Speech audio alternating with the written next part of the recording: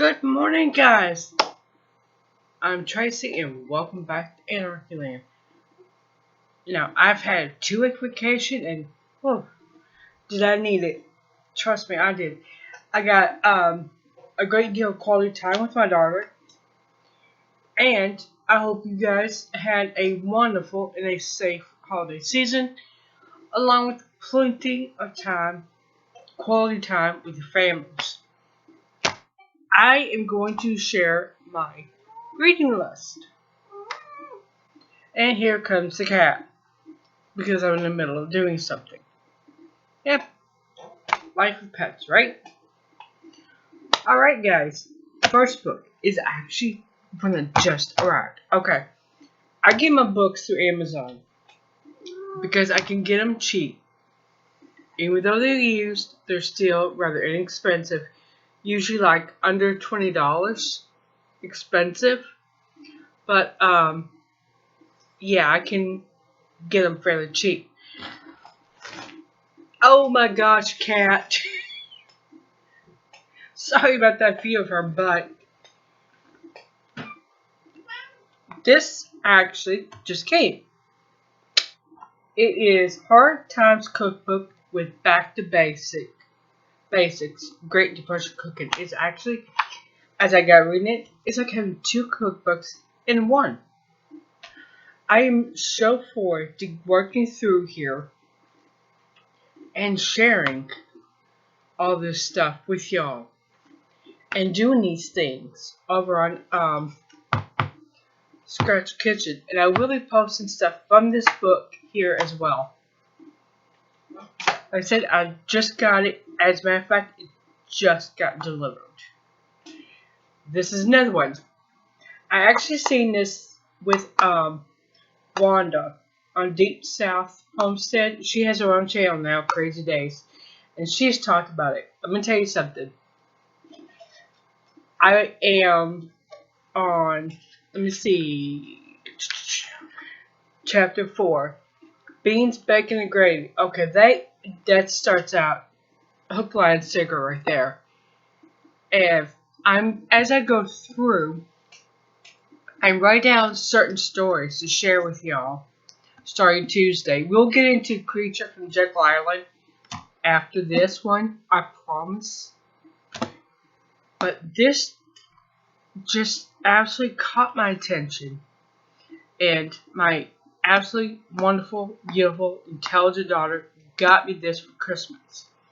It came the day after. She didn't tell me she got, because she didn't know if it was going to arrive on time, but she did. And I absolutely love it. Now,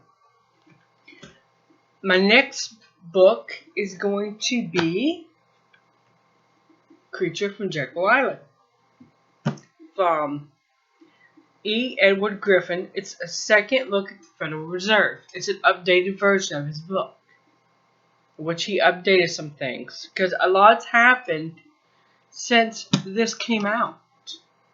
A lot. Let me see. The original print date was, it doesn't tell the original print date, but I know it was in the early 90s. Yeah, 94 was the original print date. It's even printed in German and Japanese. So it's all over the world. And I cannot wait to get into showing this. Another book I'm going to get is the Iron Mountain Report. This thing is incredible. It was so powerful in what it wrote. What the Iron Mountain Report is about. It's a report that Kennedy had ordered to be done in 1961. He gathered 15 people of various disciplines, the best of the best, in their fields, and had them make a whole list with possible outcomes of problems facing Americans today. Now, he only got to see one draft because, unfortunately, he was killed not long after he seen that one draft. When it was finished and completely compiled, he was dead and Lyndon Johnson was president. He issued an executive order saying that the information in the Iron Mountain report can never, ever be released to the American people. There is a documentary that was done on it. I'll give you a link. Go watch it. Now, let's move to my other books. Fascism. What is it and how to fight it? By Leon Trotsky. Somebody that would know a thing or two about fascism. Karl Marx and Frederick Engels. The Communist Manifesto. Now, let me stop for a minute. The reason I'm reading these, we already know. And once you watch a documentary about the Iron Mountain Report, and I'm also going to give you another one, another link to a gentleman named John Taylor Gatto. He was a teacher in New York City, and he wrote a book. He did some research on where our educational system came from. Let me tell you something. It'll blow your mind where it came from. We have been lied to all our lives. All of it. Which is why I am reading this stuff now. I am learning for myself. And I hope that you will have the courage to learn for yourself about men like Frederick Engels. His book is Socialism, Utopian and Scientific. Okay, next is The Essential Marx by Leon Trotsky. I don't know why I'm trying to combine their names. Anyway, the next one is Imperialism in the 21st Century. Updating Lenin's theory a century later by the Party for Socialist and Libertarianism.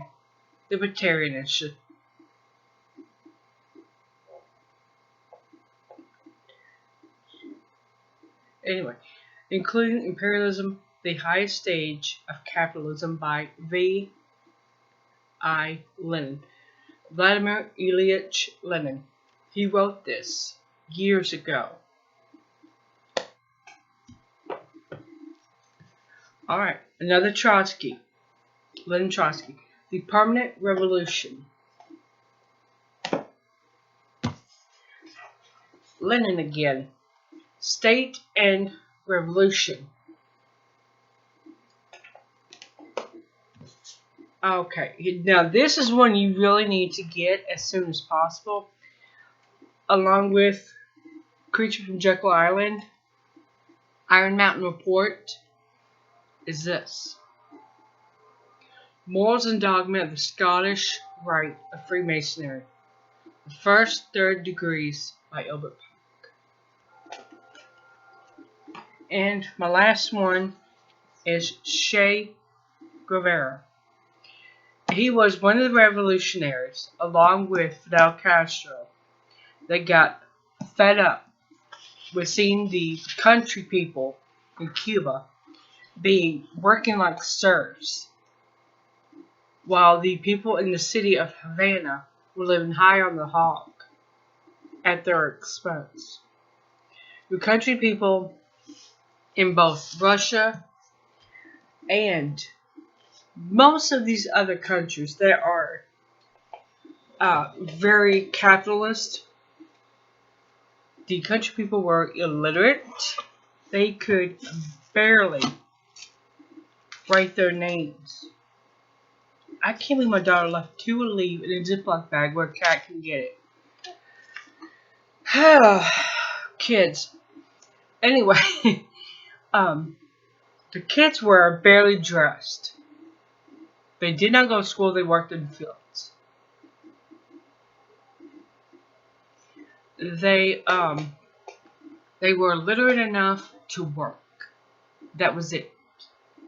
That's what sometimes when you live in a city and you hear the Catholic Church bells ring, it's because they're calling people in to worship.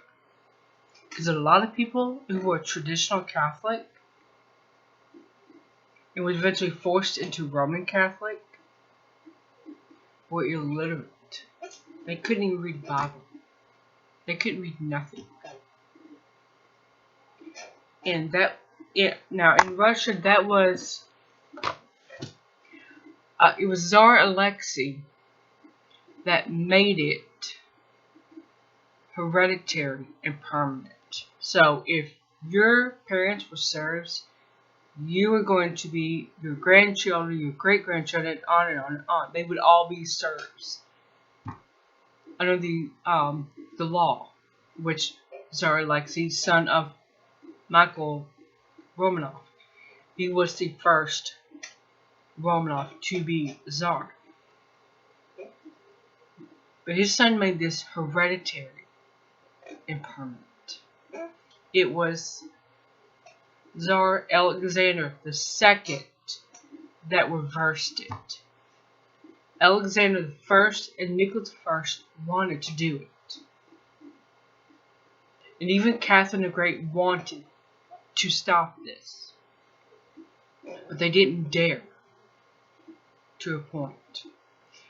But it was the son of Nicholas I, Tsar Alexander II, who started it. Anyway, that was a repeating factor in a lot of these countries that went from feudalism to capitalism. So you could really say feudalism just got repackaged and pushed out as capitalism. Because nothing really changed for the people in the country, in the poor. Nothing changed. They were still poor. They were still expected to go fight bourgeoisie fights. Kind of like we're seeing today. Anyway, that is my reading list. I hope you guys will look into some of these books. And let's learn about these things for ourselves. Because we already know, our schools, they are not going to tell us the truth. They are engineered to create serfs. That is what they're created to do. I will see you guys tomorrow.